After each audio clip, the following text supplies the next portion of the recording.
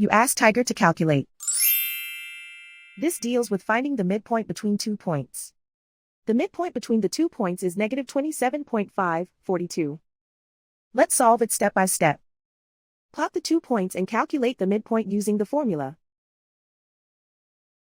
The coordinates of point 1 are x1 equals 38, y1 equals 72. The coordinates of point 2 are x2 equals negative 93, y2 equals 12. PM represents the midpoint of the 2 points.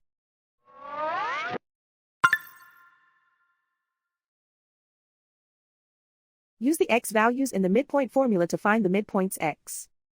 x1 equals 38.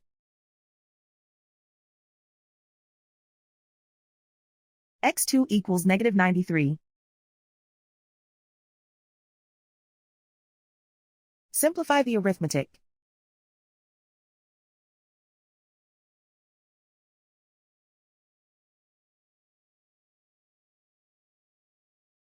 Use the y values in the midpoint formula to find the midpoints y. y1 equals 72.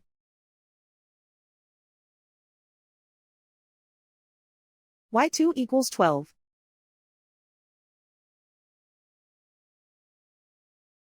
Simplify the arithmetic.